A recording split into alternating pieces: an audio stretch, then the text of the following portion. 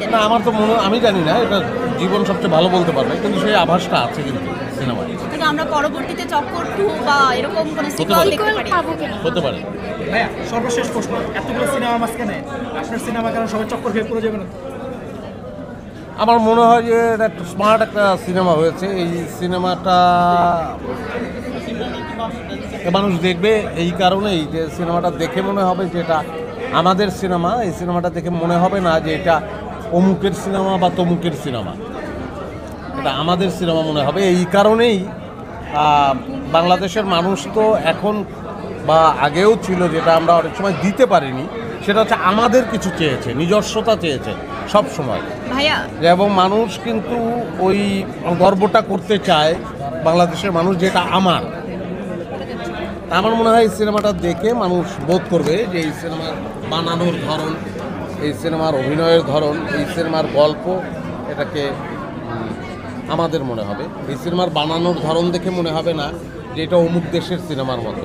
ভাইয়া এই আর কি। প্রশ্ন, যে যেগুলো সিনেমা আসছে এবার, তাহলে কোনো সিনেমা দেখে কি মনে হচ্ছে যে সেগুলো অমুক দেশের মতো? ও না না, আমি তো দেখি না, কী করে বলবো। ভাই আরেকটা প্রশ্ন আছে, আপনার সিনেমার পাশাপাশি অনেক নাটক আসে, ভাই ভাই দ্বন্দ্ব আসে, সুন্দরী ভাতা আসে, এই নাটকগুলো নিয়ে একটু জানতে চাই দর্শকদের উদ্দেশ্যে। নাটকগুলো নিয়ে নাটকগুলো দর্শক দেখে, সামনেও দেখবে। খুব অল্প সময়ের মধ্যে নাটকগুলো আমাদের করতে হয়। নাটকে সৌরভ আহমেদ জীবনও অভিনয় করে, আমিও অভিনয় করি, সে পরিচালনা করে, আরও অনেক ডিরেক্টরই। আমরা, এটা আমাদের পেশা।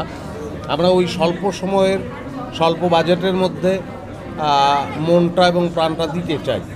ওইটুকুর মধ্যে যতটুকু ভালো করা সম্ভব সেটা করি, এবং আমাদের সঙ্গে যুক্ত হয়ে যায় দর্শক, বারবার যুক্ত হয়ে যায়, কারণ তারা এই আকাশ সংস্কৃতির যুগে এত কিছুর হাতছানি আছে, তার মধ্যেও তারা এই দেশটাকে ভালোবাসে, এই দেশের সংস্কৃতিকে ভালোবাসে, এই দেশের নাটককে ভালোবাসে বলেই আমরা করতে পারি, এবং আমরা মূলত তাদের জন্যই কাজ করি, এবং এই কাজ করে আমি ভীষণ তৃপ্ত। আচ্ছা ভাই, ভাতা নাটকে কাজের অভিজ্ঞতার কথা মনে আছে? হ্যাঁ? সুন্দরী ভাতা নাটকটাতে কাজের অভিজ্ঞতার কথা মনে না না, ভাই একটু জানতে চাচ্ছিলাম, এই চক্করে অনেকেই নতুন কাজ করেছে, তাদের কাজ আপনার কাছে কেমন লেগেছে? সকলের কাজে আমার ভীষণ ভালো লেগেছে। মানে আমি শিল্পের ক্ষেত্রে হয় কি, যখনই আমি এটার কোনো খুঁত ধরতে চাইবো, কোনো না কোনো দিক থেকে আমি কোনো না কোনো খুঁত বের করতেই পারবো। কিন্তু আমার এক দেখায়, আমি এতটুকু বলবো যে এক দেখায় আসলে সকলের অভিনয়ই আমার ভালো লাগে। আমি খুব আশাবাদী যে আমি নতুন কয়েকজন অভিনেতা অভিনেত্রী, মানে টিনেজ যারা অ্যাক্টিং করলো, এবং ওদের অভিনয়ে আমি আশাবাদী, কারণ সামনে ওরাই অভিনয় করবে, এবং সেই জায়গায় ওদেরকে আসলে আমি দেখতেও চাই।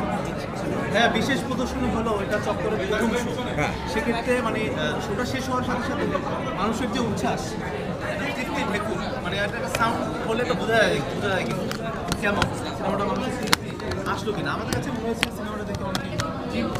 আপনি দেখেছেন, আমি দেখেছি। আপনি তৃপ্ত কিনা? আপনার ভালো লাগলে সবার ভালো লাগবে, এবং আমার তাই বিশ্বাস। রিয়াকশনটা আপনার কাছে কেমন লেগেছে? খুব ভালো, খুব ভালো। এই রিয়াকশনটার জন্য তো ভীষণ পরিশ্রম করেছি আমরা, এবং আমি একজন অভিনেতা হয়েও পরিচালকের সঙ্গে আমার অনেক বাহাস হয়েছে, অনেক তর্ক হয়েছে যে না, এই জায়গাটা বোধহয় আমাদের, আমরা পরস্পরকে দাদু বলি, দাদু মনে হয় এই জায়গাটা এই হওয়া উচিত, এই চেঞ্জ আসা উচিত ছিল, বা এই জায়গাটা অন্য জায়গায় করতে পারতাম। কিন্তু ফাইনালি আমি এসে যখন দেখলাম যেই ভাবনাগুলো আমার মাথার মধ্যে ছিল, হ্যাঁ, সেই ভাবনাগুলো এখন আর আমার মাথায় নাই। যেগুলোকে আমার আগে মনে হয়েছিল যে এই ত্রুটি, এটাকে আর একটু ঠিক করা দরকার, এখানে যে আমি সিনেমাটা দেখে আই এম হ্যাপি।